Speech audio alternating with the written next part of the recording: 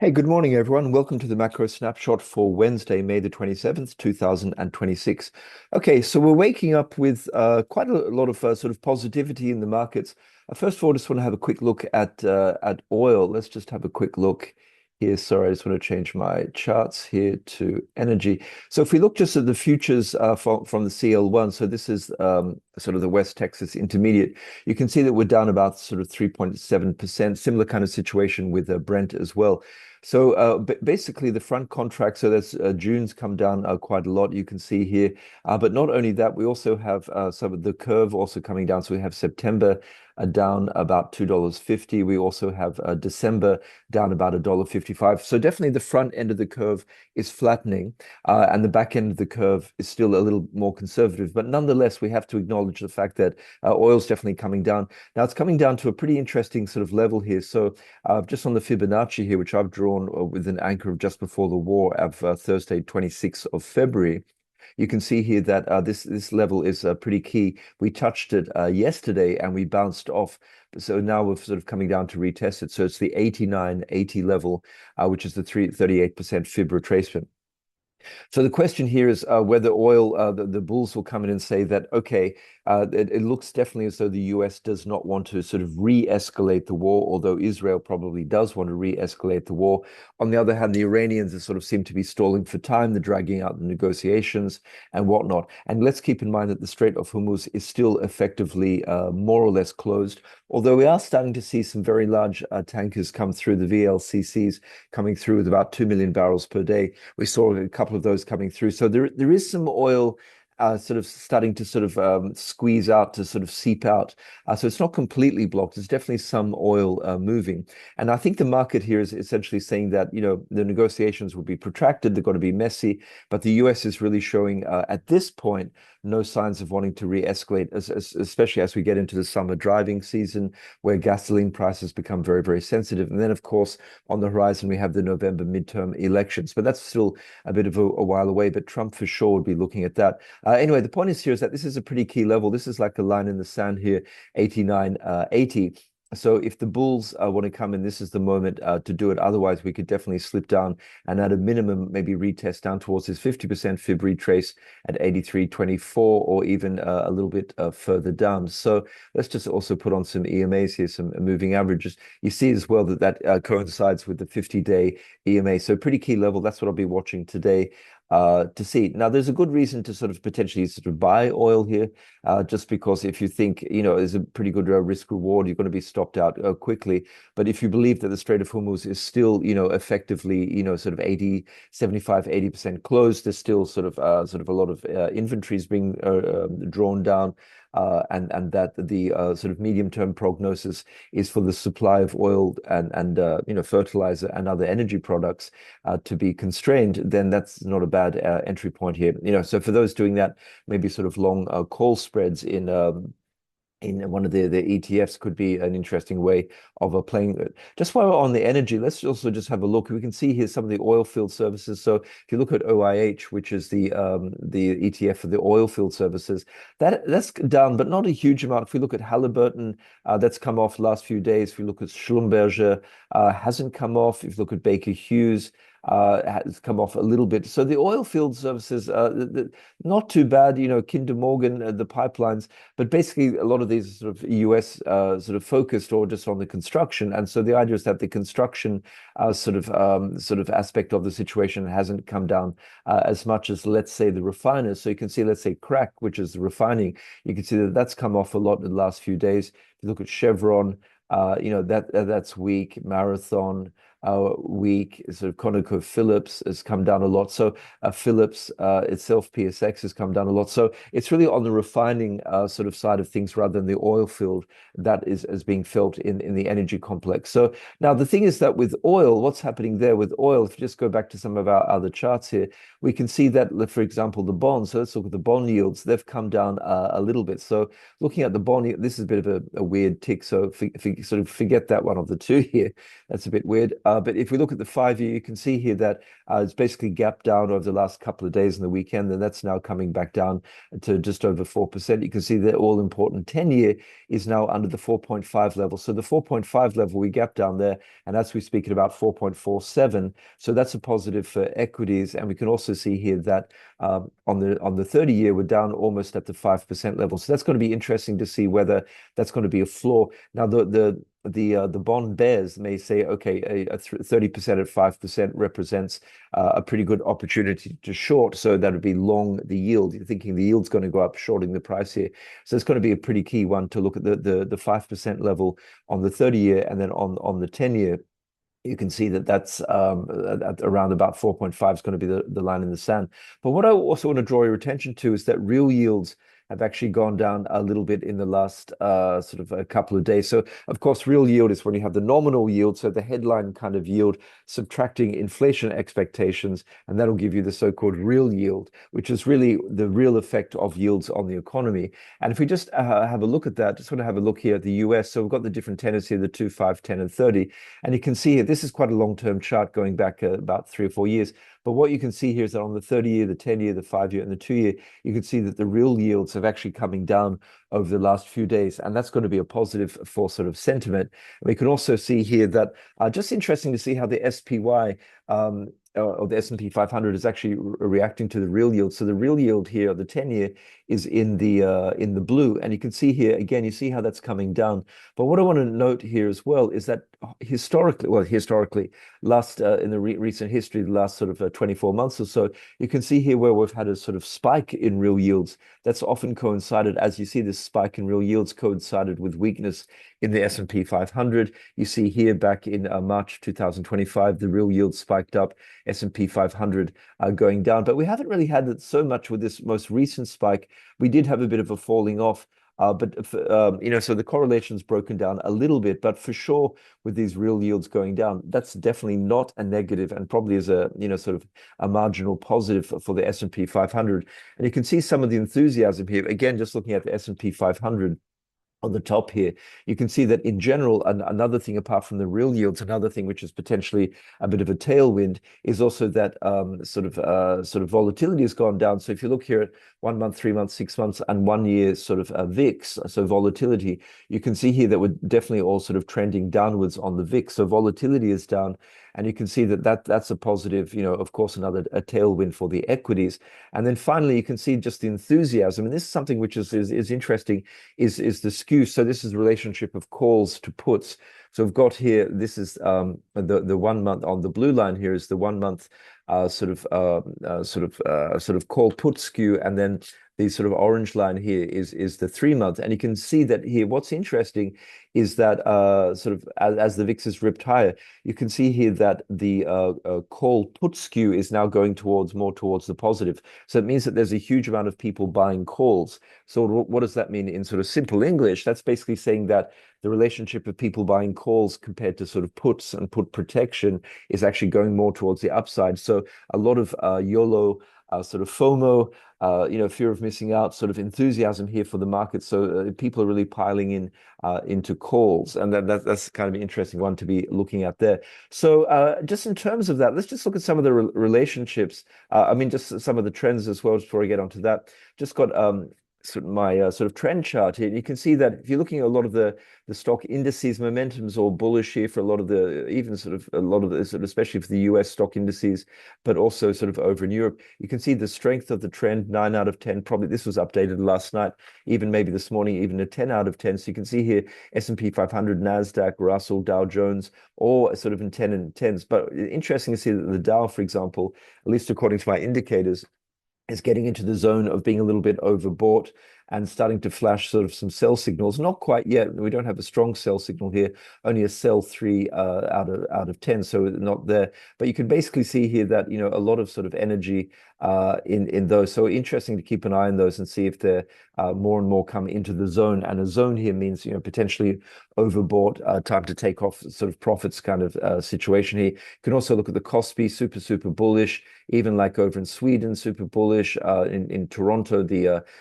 so the Canadian one, very bullish. A couple of them, sort of in China, a little bit sort of bearish here, but about to sort of turn. Also, Bovespa, but basically a lot of very positive sentiment. And I just want to look as well. A lot of that is being driven, of course, by the semiconductors and whatnot. So let's just look at some of the ratios here, which we haven't looked at for a while here. Just want to look at some of the ratios, and you can see here just in US equity what's going on here. So if you look here, first of all, we're going to look at SPY versus the QQQ. So you can see that the general SPY, general index, completely underperforming the Q, so the general technology, and that sort of stabilized a little bit, but basically that's continuing to go down.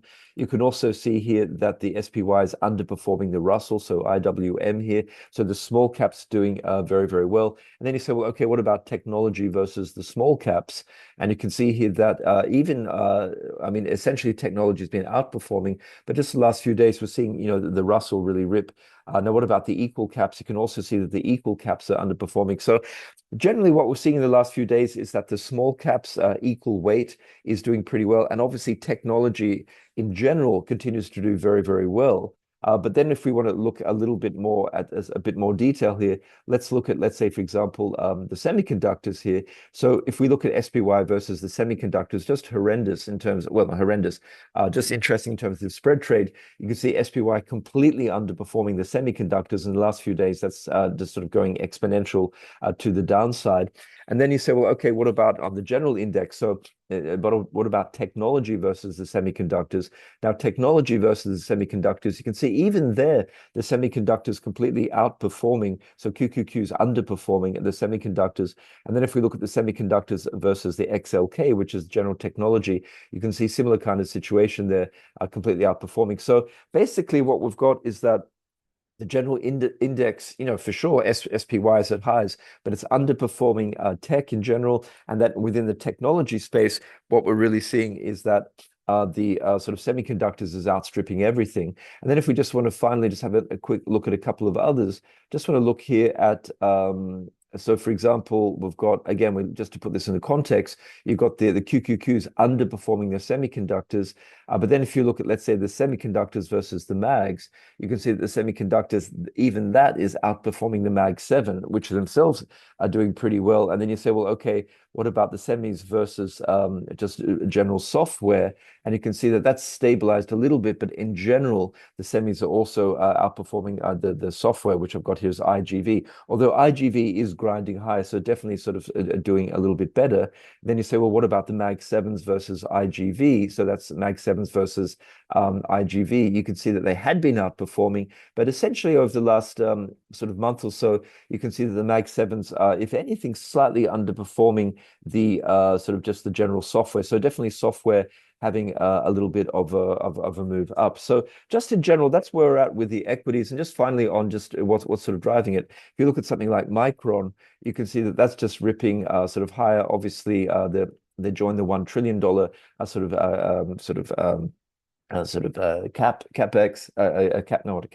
capitalization, and you can see in the pre-market doing super well. So basically, the equities are, everything doing well. Like you look at the Mag 7s, doing quite well, or they're not ripping as much as the semiconductors. Semiconductors continue to rip higher, going a bit parabolic here. Pre-market up. If you also look at DRAM, which is obviously focused on the memory, so you've got a lot of sort of SK Hynix. You've got a Samsung, you've got, a lot of these sort of companies are focused on the memory and the high bandwidth chips. They're doing very well, just ripping much higher. And even as I say, if you just look at general sort of software here, still stalling out a little bit at the 200-day moving average, but definitely sort of off that level, which I flagged a couple of months ago. So that's been a good performer as well. So basically equity doing very well. Now, if we just look at some of the index here, if we look at the NASDAQ futures, you can see here yesterday just on. So again, just putting this in relief, you've got the oil coming down, you've got the yields sort of coming down, nominal yields coming down a little bit, you've got real yields coming down. Plus, you've got this continuing demand for semiconductors, for high bandwidth memory chips, all this kind of stuff. And so the NASDAQ just loving this. So where could this go? I mean, I don't know. I mean, what I will say, I mean, if you take this as one sort of up impulse, and you draw the Fibonacci extension, I mean, potentially we're talking into the 33, 34, 35,000 level. That does seem a bit extreme. It's maybe 10% move. But hey, why not? On a shorter term, again, we could look at just looking at fib extension. And again, this is not perfect because this is just a shorter. I'm not convinced that this is a real pullback here. It is a small pullback, but even on that smaller sort of pullback, definitely we can get into 31,500 levels. So definitely there's more room to the upside. And again, if you say, well, okay, is this sort of oversold?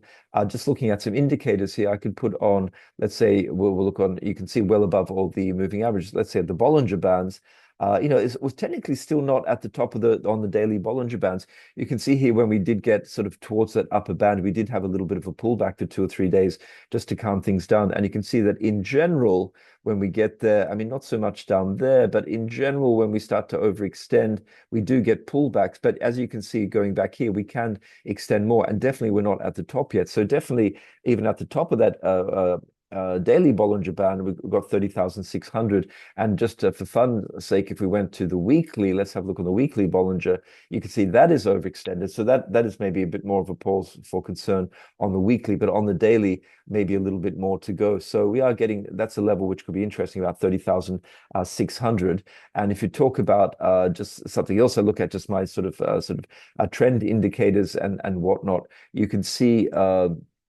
just to clean this up a little bit, you can see that, as we're saying, on the daily Bollinger Bands, almost getting there, but we still have the momentum signals firing, which is these ones here. So still in an up momentum. Are we overbought? For sure, we can say we're overbought. But the reality is that there's still a little bit more to go, in my humble opinion. So, definitely the Nasdaq ripping higher, and you can't really be shorting into this. Also, if you look at the ES. We're getting to highs. We haven't quite touched yesterday's highs yet, but getting there, we could be a bit of a pause there. But ES, again, if you want to look at some kind of Fibonacci extension, one could, let's say on that one, we had a bit more of a pullback there. That definitely is looking like 76, 77, 7,800 as some of the Fibonacci extensions. And if you wanted to bring that all the way back, I don't even know, it's hard to say there's a pullback there, but just being a little bit crazy, you could say that on the further out, you can even definitely talk about getting up to 8,000 or so. So definitely there's some room to move here. Is this overextended? Again, looking at the Bollinger Bands, you can see here again we have a little bit. It pulled back here when we got to that sort of a point, but as you can see here and here, that it is possible to move a little bit higher, and also we have a little bit more to go. So definitely a little bit more to go, potentially in both of the equities. So global equity, as I say, doing pretty well as well, especially if we look at something like the Nikkei. The Nikkei ripping high, although it has a little bit of a sort of a pullback, as has the Kospi also had a little bit of a pullback if we look at that. So let's keep an eye on the Nikkei and the Kospi, because obviously the Kospi, most of that is Samsung and SK Hynix and some of these sort of chip makers and memory card makers. So if that were to have a substantial sort of pullback, that could put a bit of downward pressure in terms of sentiment, and maybe just sort of a little bit of profit taking in the Nasdaq. So that's something to look at, that correlation. If we look at emerging markets, also doing very well. Pre-market looks like up. So a lot of the emerging markets does include things like the Kospi and Taiwan. So Taiwan also doing very well, and that's part of the reason why some of these emerging market indices are also doing well. Let's keep an eye on all of those. But so global equity today, happy, as I say, VIX more or less sort of much sort of flatter and moving down. We also look at the MOVE index in the bond volatility continue to move down. So they're all positivities. And what that's basically saying is, if you look at the dollar not really collapsing. This is interesting for me, but I think this is really more of a Fed situation, that what we're seeing with the curve here is that the front end of the curve, the yields are coming down for sure, but not as much as the back end of the yields. And that's because the market is still a little bit concerned about inflation. And it's interesting, Just to look at that, we had yesterday the 2-year auction that came in on the screw. So the when issued and the actual realized sort of auction sort of yield came in the same. So that indicates, relatively good demand for these higher yielding front bonds. We have a 5-year auction today at 1 o'clock. We'll keep an eye on that and see for demand. But what is interesting is also just in terms of the data, we have ADP, so employment today expected to be relatively strong. And then, of course, tomorrow, which I'll talk about tomorrow, we have the PCE reading. So that's expected to be pretty elevated. So I think what's happening is that the dollar here is remaining relatively strong just because the US economic data is strong, stocks are doing well, and also there are still some concerns about hawkishness in central banks globally. And you can see that something like the New Zealand central bank last night, you can see the New Zealand dollar is the only one really up against the US dollar. Nothing else is up that much, otherwise pretty flat. But you can see the New Zealand dollar up 75 basis points. And that's just because there was a hawkish hold last night. It was 3-3. Actually, 3 members out of the 6 members on the committee did want to actually increase interest rates, but the governor, Anna Bremen, came in and sort of voted for a hold. So it was a hawkish hold. And if you actually look at the overnight cash rate estimates, which they released, they were forecast, had been forecast to go, we're now at 2.25. So the overnight cash rate in New Zealand is 2.25. They had been forecast previously at the end of 27 to be up to 3%, but actually there was revised upwards now up to end of 27. So rather than end of 28 being at 3%, basically that 3% was brought into the end of 27. So a much more hawkish repricing, and now the terminal rate is now at 3.25. So keep in mind that we're now at 2.25, and the Reserve Bank of New Zealand itself is saying up to 3.25. So another 4 cuts.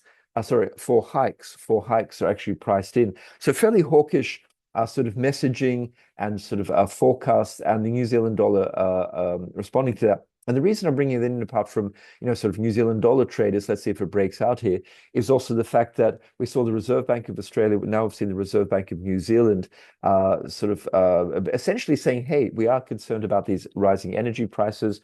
We are very concerned about inflation. We're going to sort of hammer it.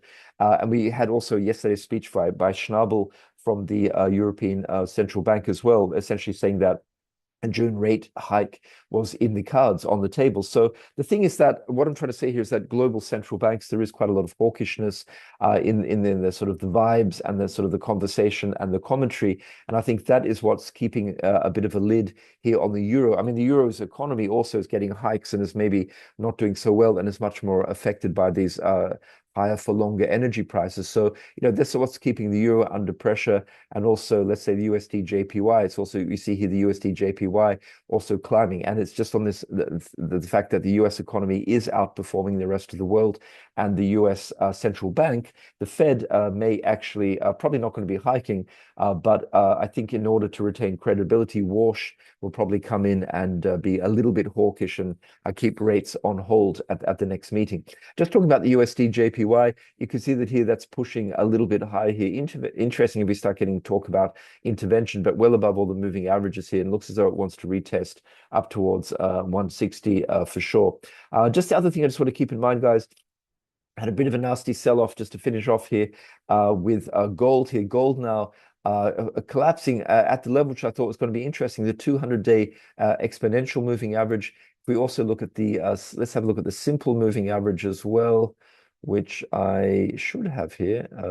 Here we go. So we've got the SMAs here. You can see here we're also at the simple moving average 200. So basically, this is also the 61.8% fib retrace from this level here, and it's also the recent lows. So let's see if gold bleeds down to about 43.85, or whether in fact some bulls start to come in here. This is a pretty critical moment, because if we can't hold here on gold, we could be in for a lot more downside. So it's going to be very interesting today. And that's just probably it's interesting because real yields have actually come down. That should be a positive. And nominal yields have come down, although the US dollar does remain strong. So I just wonder if he is going to get some stop runs. This is a bit of a technical flush out here. So it's going to be very interesting, this little pocket, to see what happens here. Also, silver joining that negative party as well.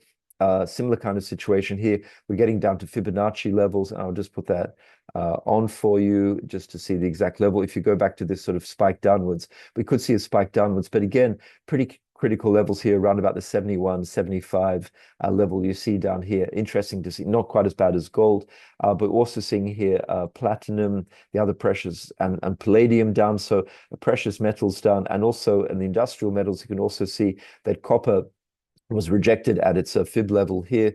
This kind of 61.8 fib sort of retrace, and it's now coming back down. So the bulls need to do something here. So definitely gold under a lot of pressure this morning. That's going to be an interesting one to be looking out for as we get into the market action. Other thing as well is that we do have at 10 o'clock, I believe, Laurie Logan from the Dallas Fed. She was one of the three dissenters, hawkish dissenters at the last Fed meeting. Let's see what Laurie Logan has to say, whether she continues her sort of hawkish commentary. Okay, guys, that's about it for me for today. So from the macro snapshot from the macro shop, which you can find on YouTube or Twitter. Take care, guys. I'll be back tomorrow with another edition of the macro shop. Take care. Thank you.